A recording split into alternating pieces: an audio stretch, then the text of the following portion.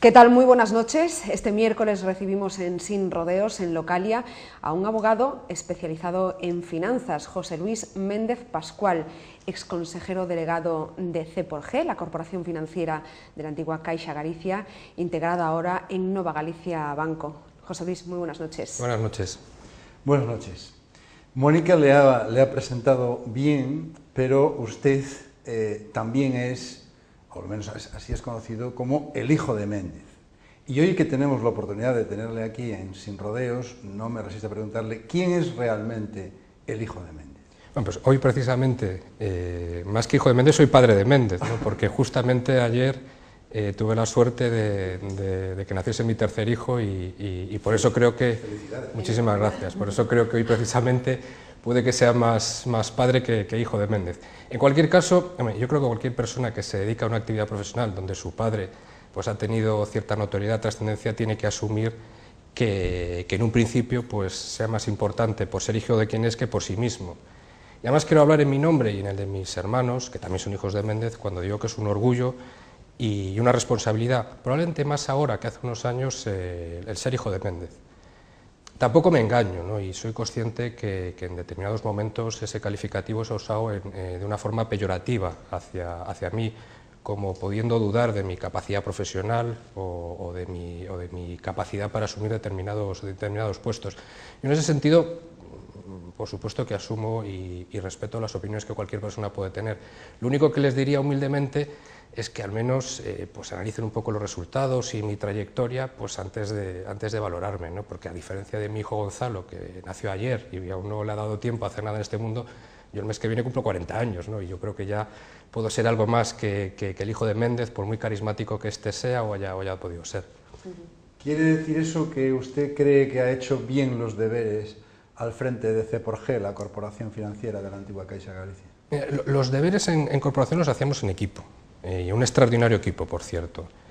Y yo creo que con humildad, pero al mismo tiempo con rotundidad, creo poder afirmar que sí, que cumplimos nuestra función. Y ahí están los resultados, ¿no? Cerca de 1.500 millones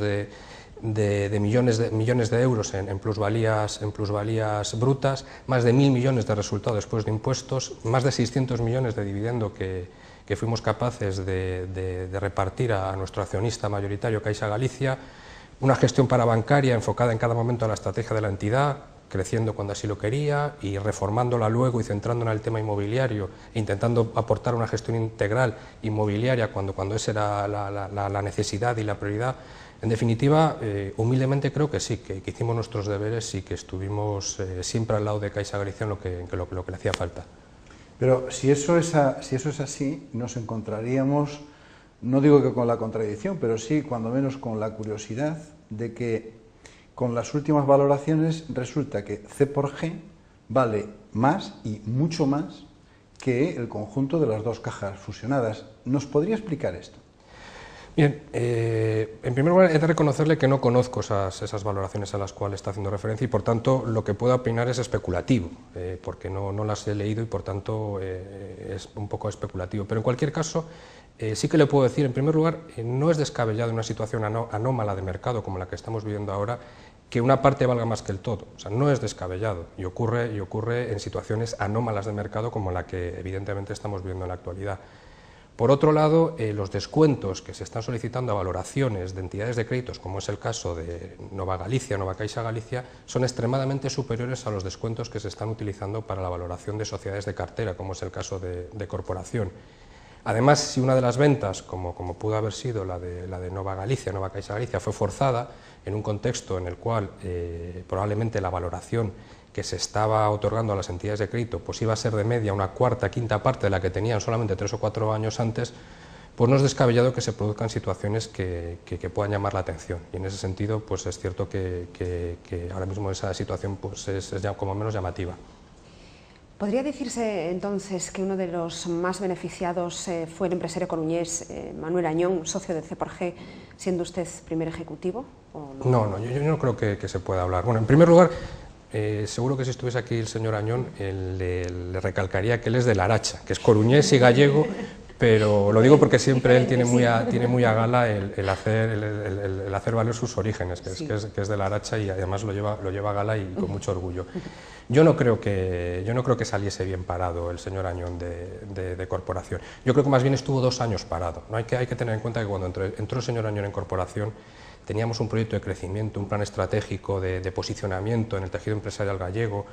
Ya en aquel momento se vislumbraba que una entidad de crédito como Caixa Galicia no iba a poder tener el 100% de una cartera industrial como la que tenía, y Añón en aquel momento era el inicio de una búsqueda de otros socios industriales, a ser posible gallegos, y una eventual posterior salida a bolsa que permitiese fortalecer y perpetuar ese modelo.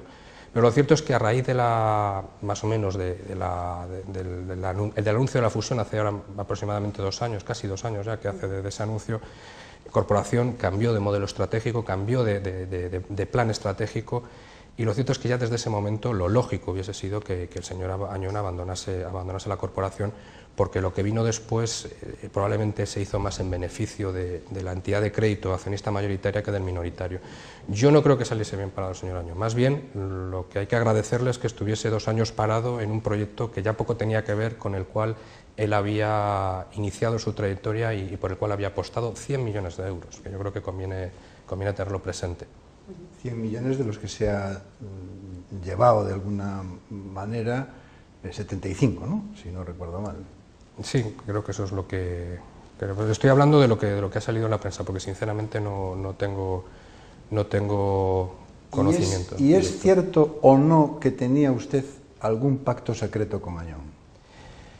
No es cierto, y sin rodeos le digo que no tenía ningún compromiso de garantía firmado con Caixa Galicia. ¿Y del Banco de España qué nos puede decir? ¿Se dio cuenta de lo que estaba pasando y no actuó, o qué cree que fue lo que pasó? Bueno, yo hablaría de dos cuestiones, y muy brevemente, porque esto daría pie para analizar todo lo que ha pasado en el sistema financiero español en los 4 últimos años y probablemente escribir enciclopedias, no ya libros. 2 preguntas me haría yo. La primera, ¿se dio cuenta de la burbuja inmobiliaria? Y la segunda, ¿solucionó adecuadamente el problema de la titularidad del sistema financiero español, en concreto la situación de las cajas de ahorro? Sobre la primera, y muy sintéticamente, sobre el incremento de precios, yo estoy convencido que la actuación del Banco de España es digna de elogio y digna de pasar a los anales de la historia de la supervisión bancaria, por el hecho de establecer una serie de provisiones anticíclicas y de avanzar en términos de saneamiento de provisión lo que posteriormente iba a ser un grave problema, como es la caída de precios ocurrida cuando se produjo el crash de la burbuja inmobiliaria. Pero yo creo que cometió un error, o al menos así lo considero, cuando no se dio cuenta cuáles eran las fuentes de financiación que estaban dando de comer a esa burbuja inmobiliaria. Ese crecimiento inmobiliario y esa subida de precios inmobiliarios se financió con el endeudamiento del sistema financiero español. Endeudamiento, por otro lado, que tuvo un reflejo en sus cuentas públicas, tuvo un reflejo en un extraordinario exorbitante déficit por cuenta corriente. Y no quiso o no pudo atajar esa situación, que ahora mismo es, bajo mi punto de vista, una de las que nos está llevando a la situación en la que estamos, principalmente porque en aquel momento no se hablaba de burbuja inmobiliaria, sino que se hablaba de milagro inmobiliario. O sea, eso era un milagro inmobiliario, y es cierto que para cortar esa situación necesariamente se requiere de gestores que vean el largo plazo, que no se centren en el corto plazo. Por eso la norma que rige el Banco de España se denomina Ley de Autonomía del Banco de España, precisamente porque el carácter autónomo del Banco de España en relación con las vicisitudes políticas que tienen un plazo más perentorio, más corto, debía de haberle hecho tener la capacidad de cortar esa situación, aun cuando en el corto espacio de tiempo, en el breve espacio de tiempo, en el corto plazo, generase un problema.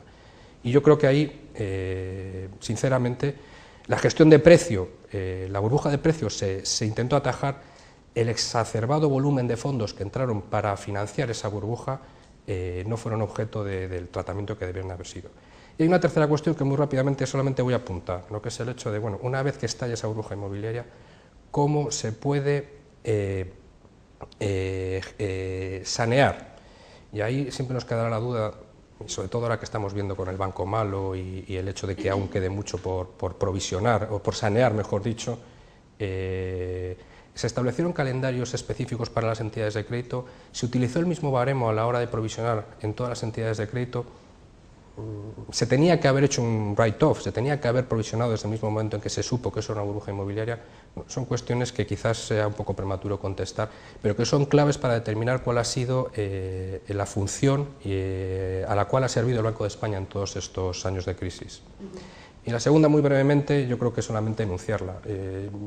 Sinceramente, que las cajas de ahorro tenían una debilidad en su sistema de gobierno era evidente. Lo sabemos desde el decreto de Fuentes Quintana del 77, de la ley de órganos rectores de caja de ahorros de los 80, del tsunami de normas autonómicas que ha habido posteriormente.